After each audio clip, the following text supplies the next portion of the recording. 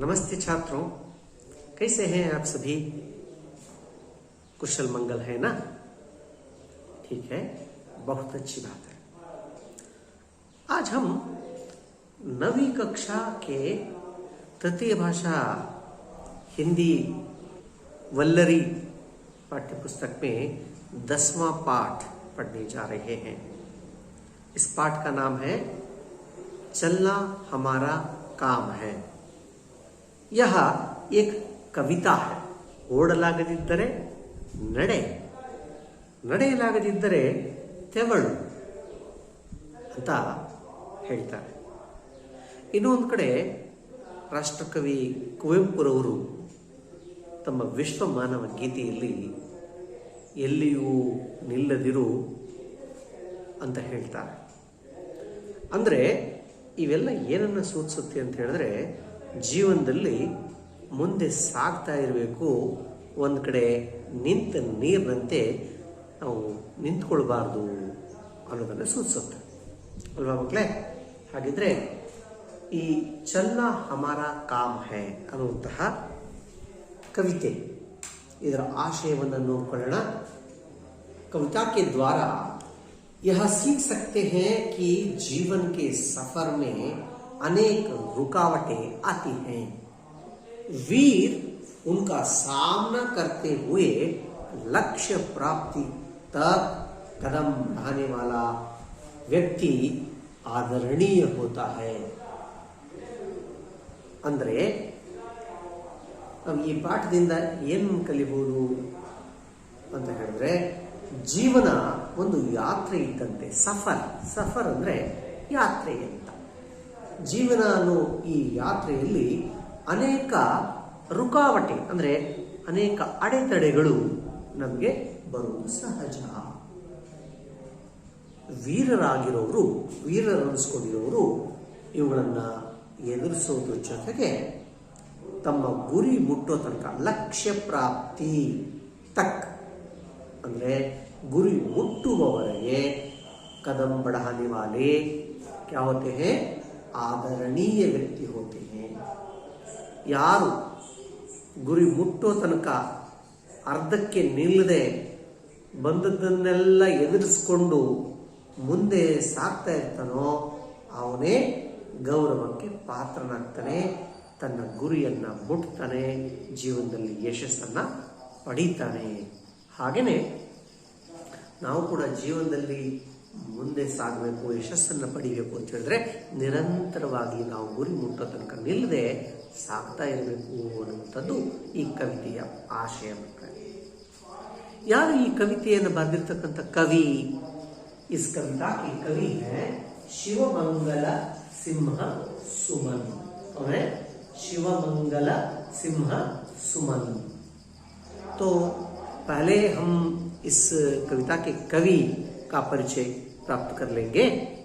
देखिए छात्रों, अब हम इस कविता के कवि श्री शिवमंगल सिंह सुमन जी का परिचय प्राप्त करेंगे. शिवमंगल सिंह सुमन जी का जन्म 5 अगस्त सन 1915 को 5 अगस्त सन 1915 को उत्तर प्रदेश राज्य के उन्नाव जिले के झगरपुर नामक गांव में हुआ. ಯಾವಾಗಾಯ್ತು ಮಕ್ಕಳೇ? ಸುಮನ್ ಅವರು ಹುಟ್ಟಿದ್ದು 5ನೇ ಆಗಸ್ಟ್ 1915ರಂದು ಉತ್ತರ ಪ್ರದೇಶ ರಾಜ್ಯದ ಉನ್ನಾವ್ ಜಿಲ್ಲೆಯ ಝಗರ್ಪುರ ಎಂಬ ಹಳ್ಳಿಯಲ್ಲಿ ಜನಿಸ್ತಾರೆ. ಅವರು ಯಾವ ಪದವಿಯನ್ನ ಪಡೆದುಕೊಂಡ್ರು? बनारस विश्वविद्यालय से स्नातकोत्तर एवं PhD की उपाधि. ಅವರು ಬನಾರಸ್ನ ಕಾಶಿ ಹಿಂದೂ ವಿಶ್ವವಿದ್ಯಾಲಯದಿಂದ ಅವರು ಸ್ನಾತಕೋತ್ತರ MA ಮತ್ತು PhD ಅಂದ್ರೆ ಡಾಕ್ಟರ್ ಆಫ್ ಫಿಲಾಸಫಿ ಅನ್ನುವಂತಹ ಪದವಿಯನ್ನು ಪಡೆಯುತ್ತಾರೆ. ಭಾಗಲ್ಪುರ ವಿಶ್ವವಿದ್ಯಾಲಯ ಸೇ ಡಿಲಿಟ್ ಅಂದ್ರೆ ಡಾಕ್ಟರ್ ಆಫ್ ಲಿಟರೇಚರ್ ಅನ್ನುವಂತಹ ಪದವಿಯನ್ನು ಕೂಡ ಪಡಿತಾರೆ. ಅವರು ಯಾವ್ಯಾವ ಪುರಸ್ಕಾರಗಳು ಲಭಿಸಿವೆ? प्राप्त पुरस्कार कौन कौन से हैं? पद्मश्री पद्म भूषण, देव पुरस्कार, सोवियत लैंड नेहरू पुरस्कार, भारत भारती आदि पुरस्कारों से सुशोभित है। और ये पद्मश्री पुरस्कार ಸಿಕ್ಕಿದೆ, ಪದ್ಮಭೂಷಣ ಪುರಸ್ಕಾರ ಸಿಕ್ಕಿದೆ, ದೇವ ಪುರಸ್ಕಾರ ಸಿಕ್ಕಿದೆ, ಸೋವಿಯತ್ ಲ್ಯಾಂಡ್ ನೆಹರು ಪುರಸ್ಕಾರ ಸಿಕ್ಕಿದೆ, ಭಾರತ ಭಾರತಿ ಎನ್ನುವಂತಹ ಇನ್ನು ಹಲವಾರು ಪ್ರಶಸ್ತಿ ಪುರಸ್ಕಾರಗಳು ಅವರಿಗೆ ಸಂದಿವೆ। ಪ್ರಮುಖ ರಚನಾಯಕ ಕೌನ್ಸಿ ಯಾವೆಲ್ಲ ಪ್ರಮುಖ ಕೃತಿಗಳನ್ನು ಅವರು ಬರೆದಿದ್ದಾರೆ? युग का मोल, प्रलय सृजन, विंध्या हिमालय, वाणी की व्यथा, उद्यम और विकास, यह एक गीत काव्य है, प्रकृति पुरुष, कालिदास, ये दोनों नाटक हैं। सन 1974 को इनकी मिट्टी की बारात नामक कृति के लिए साहित्य अकादमी पुरस्कार भी मिला है। 1974ರಲ್ಲಿ ಅವರು ಬರೆದಿರ್ತಕ್ಕಂತಹ ಮಿಟ್ಟಿ ಕಿ ಬಾರಾತ್ ಅನ್ನುವಂಥ ಕೃತಿಗೆ 1974ರಲ್ಲಿ ಸಾಹಿತ್ಯ ಅಕಾಡೆಮಿ, ಕೇಂದ್ರ ಸಾಹಿತ್ಯ ಅಕಾಡೆಮಿ ಪ್ರಶಸ್ತಿ ಕೂಡ ಅವರಿಗೆ ಸಿಕ್ತು। ಇಂತಹ ಶ್ರೇಷ್ಠ ಸಾಹಿತ್ಯಕಾರರು ಯಾವಾಗ ನಿಧನರಾದರು ಅಂತ ಹೇಳಿದ್ರೆ 27 नवंबर 2002 में हृदय गति रुक जाने के कारण हो गया। ಅವರ ಹೃದಯದ ಗತಿ ನಿಂತು ಹೋಗಿದ್ರಿಂದ, ಹಾರ್ಟ್ ಅಟ್ಯಾಕ್ ಆಗಿದ್ರಿಂದ 2002 नवंबर 27 ಅವರು निधनरागता। यह रहा श्री शिवमंगल सिंह सुमन जी का परिचय। अच्छा, तो अब हम कविता का वाचन करेंगे। आप भी अपने पाठ्य पुस्तक में अपने नजर और उंगली दोनों चलाइए। चलना हमारा काम है, गति प्रबल पैरों में भरी, फिर क्यों रहूं दर दर खड़ा, जब आज मेरे सामने है रास्ता इतना बड़ा, जब तक ना मंजिल पा सकूं तब तक मुझे ना विराम है, चलना हमारा काम है। मैं पूर्णता की खोज में दर दर भटकता ही रहा, प्रत्येक पग पर कुछ ना कुछ रोड़ा अटकता ही रहा, पर हो निराशा क्यों मुझे, जीवन इसी का नाम है, चलना हमारा काम है। कुछ साथ में चलते रहे, कुछ बीच ही से फिर गए,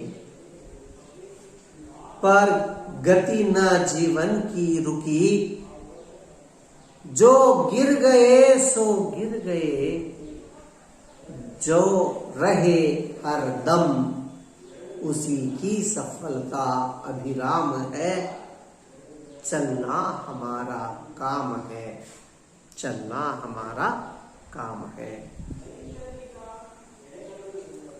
तो छात्रों, हम इस कविता पढ़ते समय हमें कुछ ऐसा लगा कि इसमें कुछ नए शब्द हैं, इन शब्दों का अर्थ समझना होगा। छात्रों, कुछ नए शब्दों का अर्थ देखेंगे। गति, गति का अर्थ है चाल, गमन, सामर्थ्य, शक्ति। पैर, पैर का अर्थ है पांव, कल। दर, दर है द्वारा, बागिलू। रास्ता का अर्थ है मार्ग, दारी।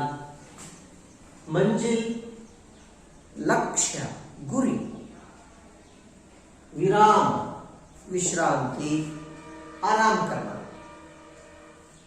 खोज, खोज का अर्थ है शोध, ढूंढ। पग, पग का अर्थ है कदम, ಹೆಜ್ಜೆ. रोड़ा, रोड़ा का अर्थ है बाधाएं, अड़चने. अटकता रहना, रोकना, तಡೆಯುವುದು. अभिराम का अर्थ है सुंदर, मनोहर. छात्रों, अब हम इस कविता का भावार्थ देखेंगे. कवि इस कविता द्वारा हमें क्या कहना चाहते हैं? गति प्रबल पैरों में भरी. गति, गति का अर्थ है चाल, गमन, सामर्थ्य. पैरों में, ಪೈರ್ ಅಂದ್ರೆ ಕಾಲು. ನಮ್ಮ ಕಾಲುಗಳಲ್ಲಿ ಇನ್ನು ನಡೀತಕ್ಕಂತಹ ಶಕ್ತಿ ಇದೆ, ಸಾಮರ್ಥ್ಯ ಇದೆ.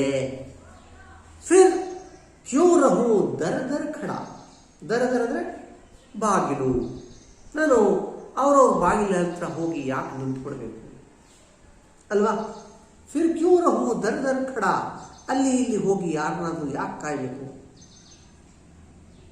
ನನ್ನ ಕಾಲಲ್ಲಿ ಶಕ್ತಿ ಇದೆ, ನಾನೇ ಸ್ವತಃ ನನ್ನ ದಾರಿಯಲ್ಲಿ ಸಾಗಬೇಕು, ಮುಂದೆ ಸಾಗಬೇಕು.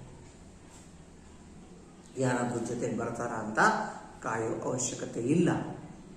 ಯಾರ ಸಹಾಯವೂ ಪಡಿಬೇಕಾಗಿಲ್ಲ. ನಡಿಬೇಕಾಗಿರೋದು ನಾನು. ನನ್ನ ಕಾಲುಗಳಲ್ಲಿ ನಡೀತಕ್ಕಂತಹ ಶಕ್ತಿ, ಸಾಮರ್ಥ್ಯ ಇದೆ ಅಂದ ಬಳಿಕ ನಾವು ನಿರಂತರವಾಗಿ ನಡೆಯೋದ್ರ ಕಡೆಗೆ ಗಮನ ಕೊಡಬೇಕು, ಸಾಗಬೇಕು ಮುಂದೆ. जब आज मेरे सामने है रास्ता इतना पड़ा,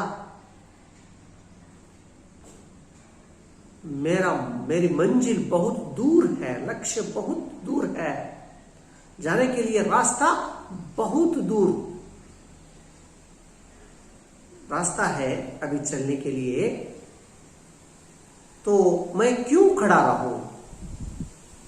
जब तक न मंजिल पा सकूं तब तक मुझे न विराम है. ಗುರಿ ಇನ್ನು ತುಂಬಾ ಮುಂದೆ ಇದೆ. ಸಾಗೋದಕ್ಕೆ ಇನ್ನು ತುಂಬಾ ದೊಡ್ಡ ಹಾದಿಯನ್ನು ಕ್ರಮಿಸಬೇಕಿದೆ. ಹಾಗಿರುವಾಗ ನಾನು ಯಾಕೆ ನಿಂತ್ಕೊಳ್ಬೇಕು? ಏನ್ ಮಾಡ್ಬೇಕು? ನಾನು ಬೇಗ ಬೇಗ ಮುಂದೆ ಸಾಗಬೇಕು. ಎಲ್ಲಿಯವರೆಗೂ ಅಂದ್ರೆ ಗುರಿ ಮುಟ್ಟುವವರೆಗೂ. ಜಬ್ ತಕ್ ನ ಮಂಜಿಲ್ ಪಾಸಕು. ಮಂಜಿಲ್ ಅಂದ್ರೆ ಗುರಿ. ಎಲ್ಲಿಯ ತನಕ ಗುರಿ ಮುಟ್ಟುವುದಿಲ್ಲವೋ ಅಲ್ಲಿಯ ತನಕ ನಾನು ನಡೀತಾನೆ ಇರಬೇಕು, ಮುಂದೆ ಸಾಗ್ತಾನೆ ಇರಬೇಕು. ತಬ್ ತಕ್ ಮುझे ನ ವಿರಾಮ ಹೈ. ಅಲ್ಲಿ ತನಕ ನಾನು ವಿರಮಿಸಬಾರದು, ವಿಶ್ರಾಂತಿ ತಗೊಂಡು ಕುತ್ಕೋಬಾರದು. ನಮ್ಮಲ್ಲಿ ಒಂದು ಗುಣ ಏನು ಅಂದ್ರೆ, ಆಮೇಲೆ ಮಾಡಿದ್ರಾಯ್ತು, ಆಮೇಲೆ ನೋಡಿದ್ರಾಯ್ತು ಅನ್ನುವಂತಹ ಒಂದು ಪೋಸ್ಟ್ಪೋನ್ ಮಾಡುವಂಥ ಗುಣ ಅಲ್ವಾ? ಇವತ್ತು ಹೋಮ್ವರ್ಕ್ ಕೊಟ್ಟಿದ್ದಾರೆ, ಆಮೇಲೆ ಬರೆಯೋಣ ಅಂತ ಬಿಡ್ತೀವಿ. ಆಮೇಲೂ ಬರೆಯೋದಿಲ್ಲ, ನಾಳೆ ಬರೆದ್ರಾಯ್ತು ಬಿಡು. ಹಾಗೆ ಬಿಡ್ತಾ ಹೋದ್ರೆ ಅದು ಹಾಗೆ ಉಳ್ಕೊಂಡ್ಬಿಡುತ್ತೆ. ಒಂದೇನೋ ಒಂದು ಪದ್ಯ ಓದ್ಕೊಂಬನ್ನಿ ಅಂತ ಹೇಳ್ತಿರ್ತಾರೆ, ಕಲ್ತ್ಕೊಂಬನ್ನಿ ಅಂತ ಹೇಳಿರ್ತಾರೆ. ನಾವು ಓದ್ರಿ ಅಂತ ಹೇಳಿದ್ರೆ ಆಮೇಲೆ ಓದಿದ್ರಾಯ್ತು, ಇನ್ನೊಮ್ಮೆ ಯಾವಾಗಾದ್ರೂ ಓದಿದ್ರಾಯ್ತು ಅಂತ ಹೇಳಿ ನಾವು ಬಿಡ್ತೀವಿ. ಅದಲ್ಲೇ ಉಳ್ಕೊಂಡ್ಬಿಡುತ್ತೆ ಅಲ್ವಾ? ಹಾಗೆ ಯಾವಾಗಲೂ ಮಾಡ್ತೀವಿ ಅಂತ ಹೇಳಿ ನಾವು ಅದನ್ನು ಮುಂದೂಡಬಾರ್ದು. ಅನ್ಕೊಂಡಿದ್ದನ್ನ ಆ ಕ್ಷಣದಲ್ಲೇ ಮಾಡಿ ಮುಗಿಸ್ಬಿಡ್ತೀವಿ. ಆವಾಗ ನಮಗೆ ಬಹಳ ಸುಲಭ ಆಗುತ್ತೆ. ಚಲ್ಲ ಮಾರ ಕಾಮ, ನಡೆಯುವುದು ನಮ್ಮ ಕೆಲಸ. ಮುಂದೆ ಸಾಗಬೇಕಾಗಿರೋದು ನಮ್ಮ ಕೆಲಸ.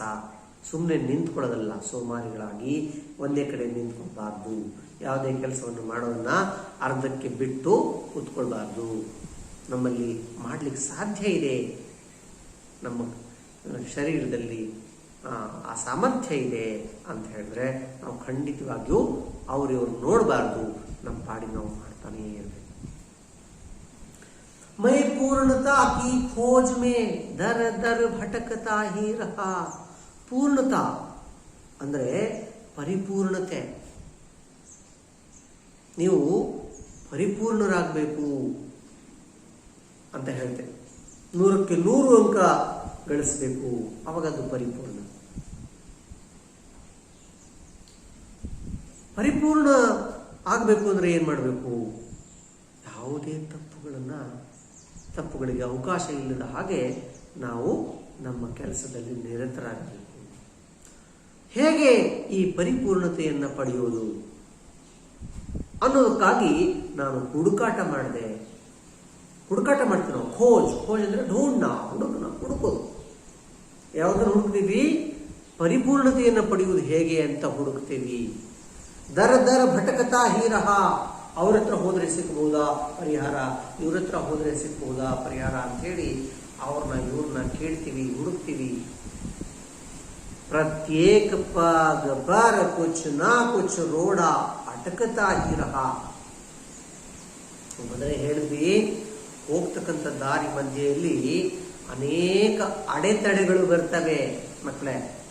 ರೋಡ ಅಟಕತಾ ही रहा.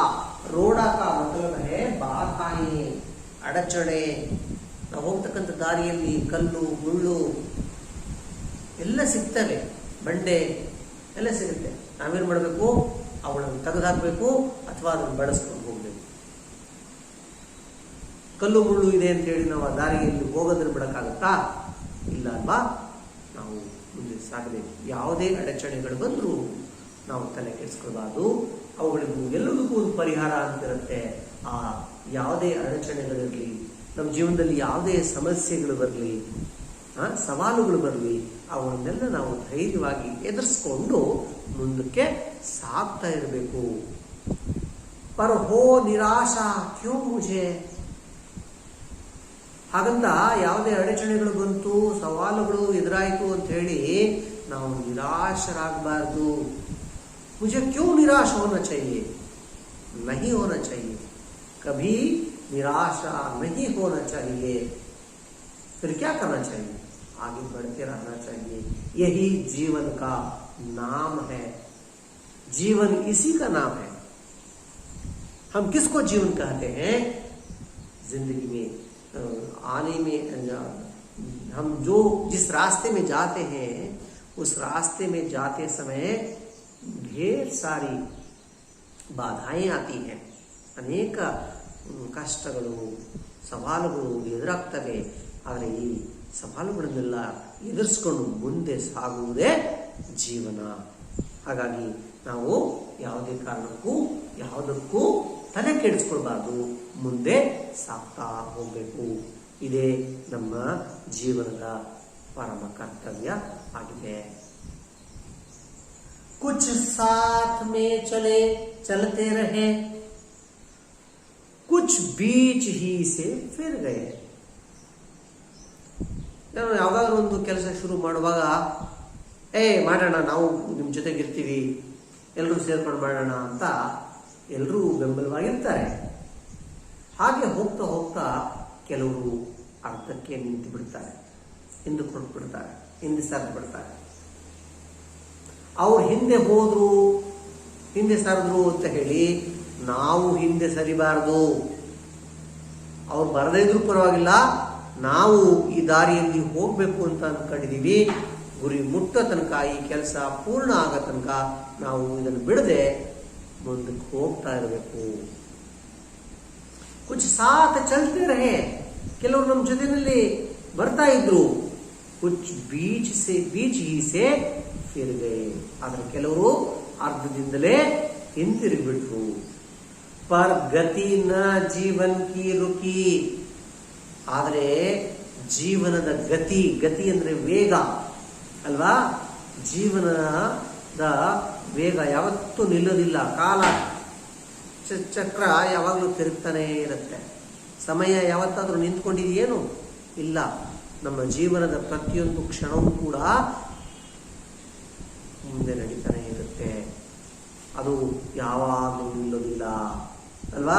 ಪರ್ ಗತಿ ನ ಜೀವನ್ ಕಿ ರುಕಿ, ಜೀವನ್ ಕಿ ಗತಿ ಕಭಿ ನಹಿ ರುಕ್ತಿ ಹೈ, ಅದು ಯಾವತ್ತೂ ನಿಲ್ಲೋದಿಲ್ಲ. ಜೋ ಗಿರ್ ಗಯೇ ಸೋ ಗಿರ್ ಗಯೇ, ಯಾರು ಹಿಂದೆ ಉಳ್ಕೊಂಡ್ರೋ ಅವರು ಹಿಂದೆ ಉಳ್ಕೊಳ್ಳಿ.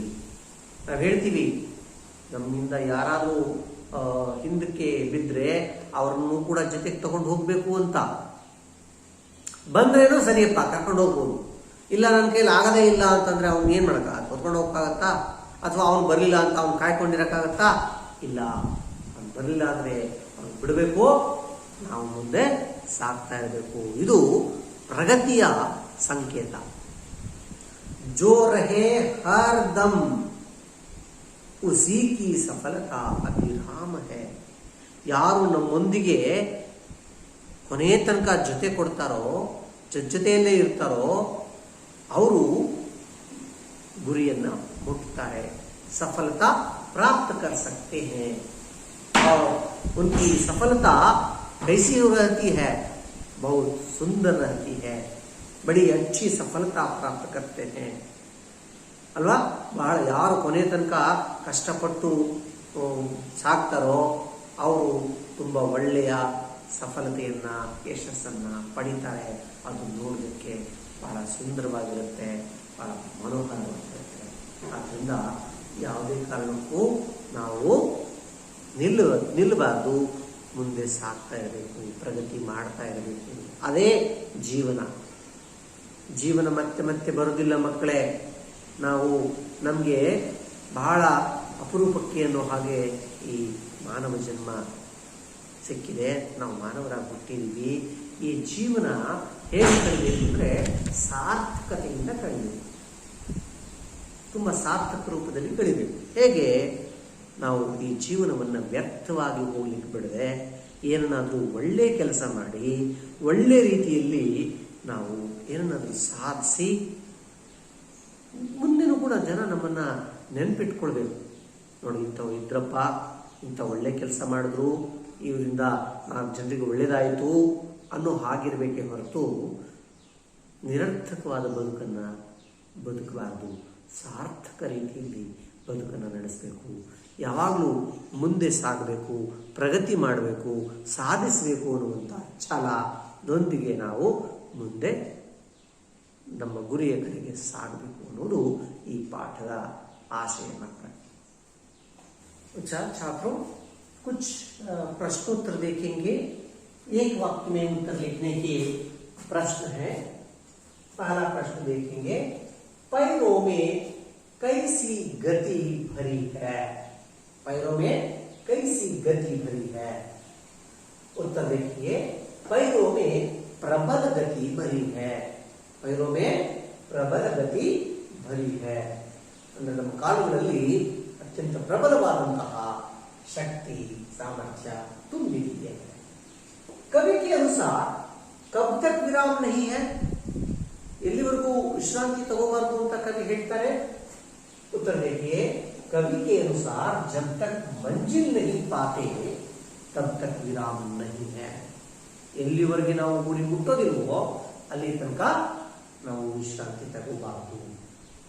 तीसरा प्रश्न देखिए, कवि किसकी खोज में भटकते रहे? कवि ಯಾವುದರ ಹುಡುಕಾಟದಲ್ಲಿ ಅಲಿತಾ ಇರ್ತಾರೆ? ಭಟಕ್ನ ಅಂದ್ರೆ ಅಲಿಯೋದು। उत्तर देखिए, कवि पूर्णता की खोज में भटकते रहे।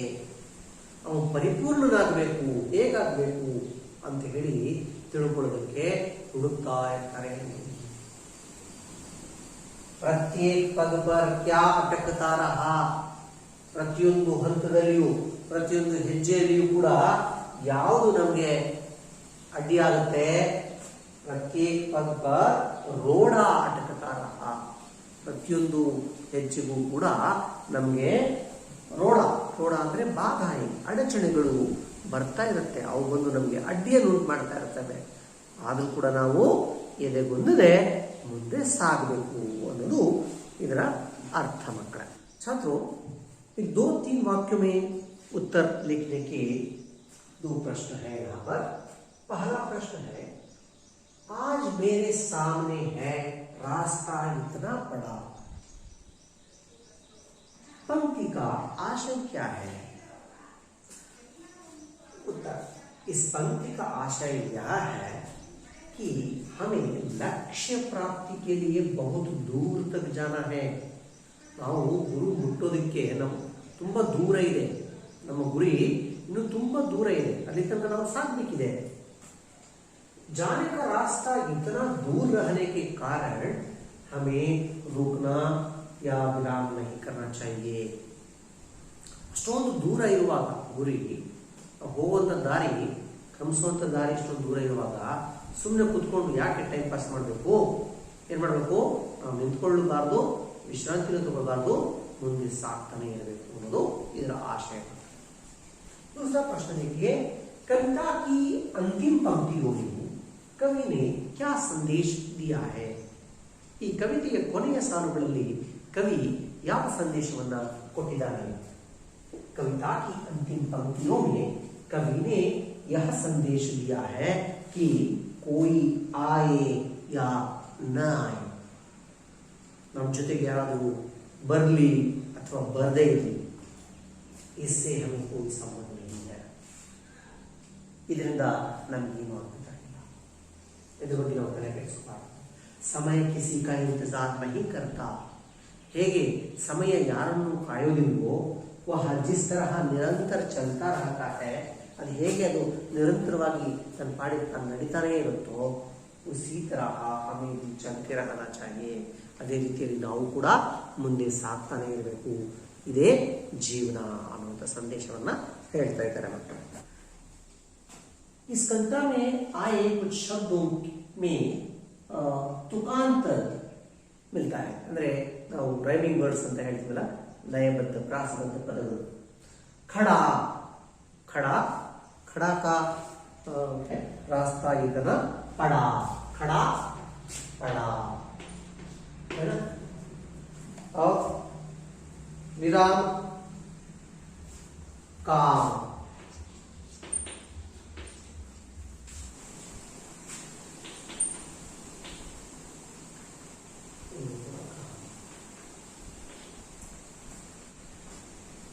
खड़ा पड़ा, विराम, काम, काम ना, अविरा का. इस तरह ये तुकांत शब्द हैं छात्रों. निम्नलिखित पंक्तियों को सही शब्दों से भरने के लिए कहा गया है छात्रों. देखिए पहला वाक्य, फिर क्यों रहूं डैश खड़ा.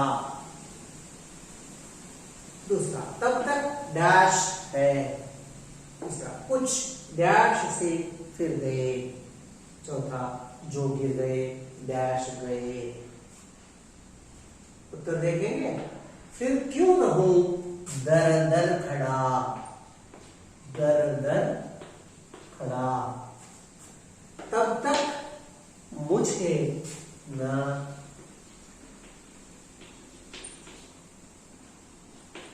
विराम है. कुछ बीच ही से फिर गए. जो गिर गए सो गिर गए, है ना.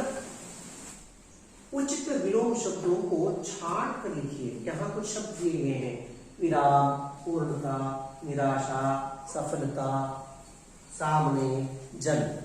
इन शब्दों के विलोम शब्द इस चौक में है. आपको क्या करना है? इस चौक में से उचित विलोम शब्दों को चुनकर यहाँ लिखना है. यहाँ कौन कौन से शब्द हैं? आराम, अपूर्णता, विनाश, अविराम, असफलता, अलसता, मरण, आगे, पीछे, आशा, जवान, सम्मान. तो अब कौन सा शब्द सही होगा? देखिए, विराम, हाँ बिल्कुल सही. अविराम,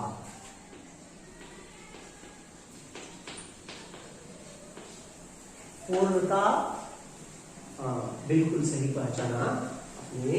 अपूर्णता. निराशा, निराशा के लिए आशा. सफलता, हाँ असफलता.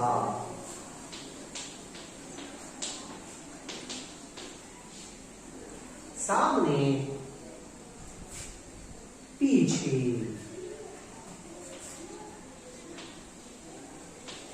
आगे के लिए भी पीछे हो सकता है, सामने, आगे और सामने दोनों समान है और इनका विलोम शब्द है पीछे।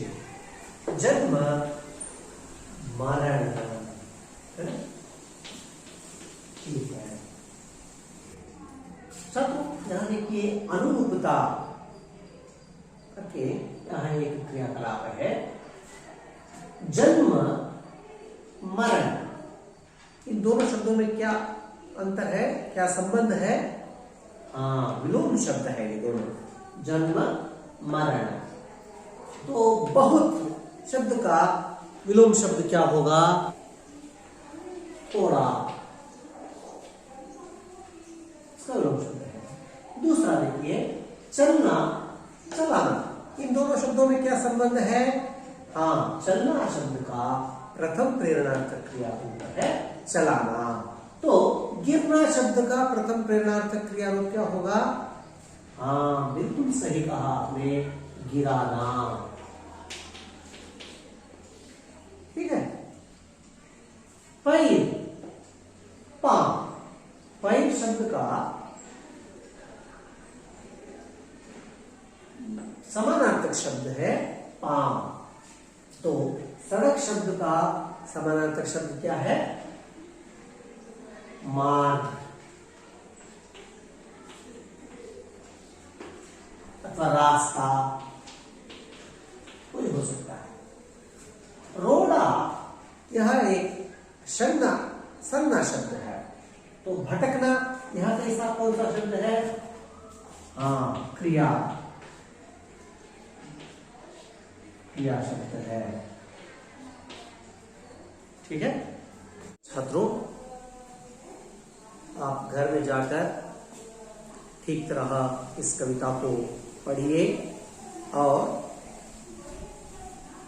यहाँ मैं आपको गृहपाठ के रूप में 2 प्रश्न दे रहा हूं, इनको पूरा करके आना है और अपने अध्यापकों को दिखाना है।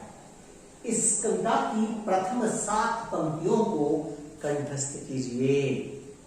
ಈ ಪದ್ಯದ ಮೊದಲ ಪ್ಯಾರಾಗ್ರಾಫ್ ಏನಿದೆ 7 ಸಾಲುಗಳನ್ನು ನೀವು ಕಂಠಪಾಠ ಮಾಡಿ ಒಪ್ಪಿಸಬೇಕು। दूसरा प्रश्न, इस कविता के दूसरे चरण का भावार्थ लिखिए। ಈ ಪದ್ಯದ ಎರಡನೇ ಪ್ಯಾರ ಇದೆಯಲ್ಲ, ಎರಡನೇ ಚರಣ, ಅದರ ಭಾವಾರ್ಥವನ್ನ ಬರ್ಕೊಂಡ್ಬರ್ಬೇಕು ಹಿಂದಿಯಲ್ಲಿ। ಬರ್ಕೊಂಡ್ಬಂದು ನಿಮ್ಮ ಅಧ್ಯಾಪಕರಿಗೆ ತೋರಿಸಿ। ನಿಮಗೆ ಈ ಪದ್ಯಪಾಠ ಅರ್ಥ ಆಗಿದೆ ಅಂತ ಭಾವಿಸ್ಕೊಳ್ತಾ ಇಲ್ಲಿಗೆ ಮುಗಿಸ್ತಾ ಇದ್ದೀನಿ ವಿದ್ಯಾರ್ಥಿಗಳೇ।